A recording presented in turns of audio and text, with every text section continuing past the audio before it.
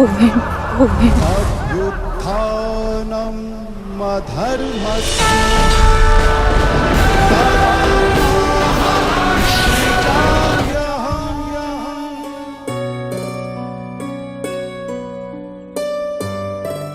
एक बार फिर तहे दिल से आप सबका स्वागत है अनोखे अंदाज से बयां की जा रही कहानियों के इस निराले मंच पर। आज सुनेंगे महाभारत के काल की दो कहानियां। पहली कहानी है कृष्ण और कर्ण के संवाद की। संवाद कुछ यूं शुरू होता है जब कर्ण भगवान कृष्ण से पूछते हैं, मेरी माँ ने मुझे उसी क्षण छोड़ दिया जब मैं पैदा हुआ था। हे केशव, क्या यह मेरी गलती है कि मैं एक नाजायज बच्चा पैदा हुआ?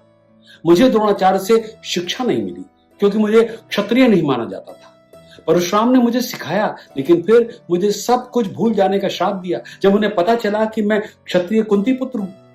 एक गाय गलती से मेरे बाण से आहत हो गई और उसके मालिक ने मुझे बिना सोचे समझे श्राप दे दिया। द्रौपदी के संवर में मेरी कितनी बदनामी हुई थी, यहां तक कि कुंती ने भी अपने अन्य पुत्रों को बचाने के लिए ही मुझे सच बताया कि मैं भी कुंती पुत्र ही था।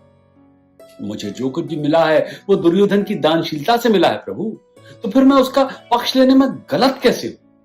भगवान कृष्ण ने मुस्कुराते हुए जवाब दिया, कर्ण, मैं एक जेल में पैदा हुआ था।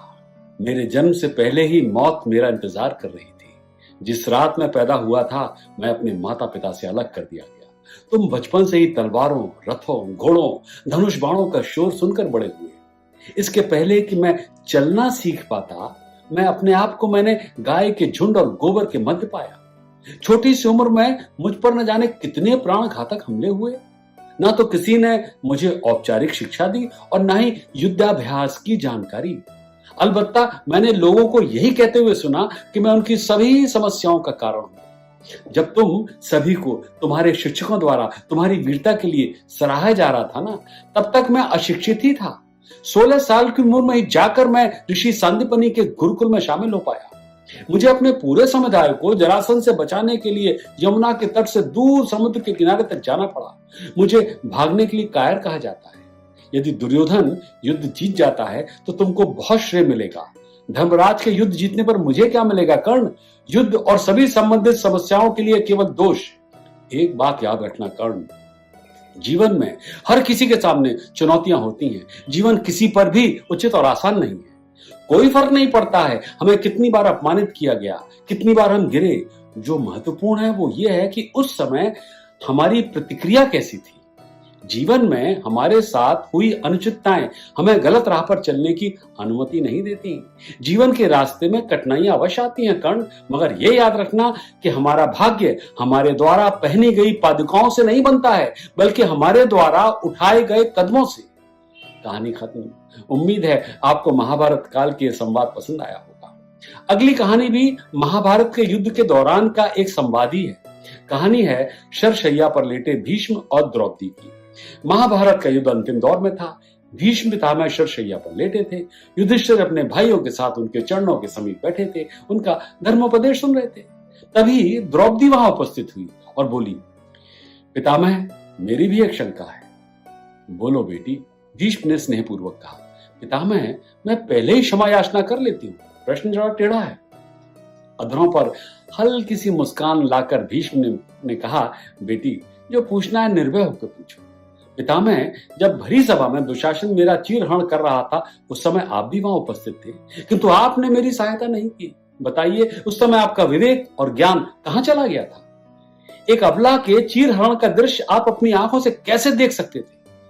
यह सुनकर पांडव चौंक उठे। भीष्म गंभीर हो गए। यह प्रश्न उनके सम्मुख पहली बार नहीं आया था। जिस समय यह घटना घटी थी उस समय भी यही प्रश्न उनके सम्मुख था।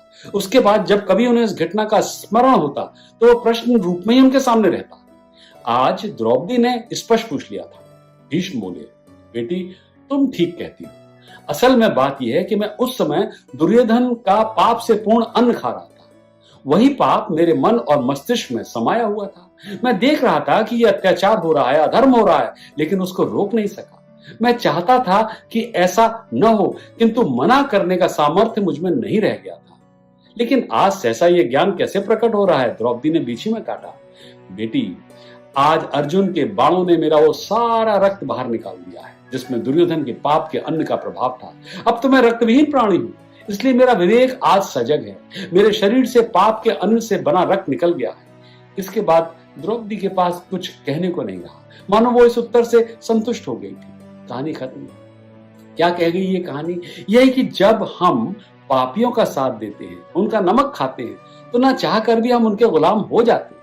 हमारा विवेक नष्ट हो जाता है, हम अपनी अंतरात्मा की आवाज नहीं सुन पाते हैं और पाप में भागीदार हो जाते हैं। अगली बार एक और नई कहानी ऐसे ही अनोखे अंदाज में, और अगर चैनल को आपने सब्सक्राइब नहीं किया है तो इसमें आप ही का नुकसान है। आप वंचित रह जाएंगे नई कहानियों के अलर्ट।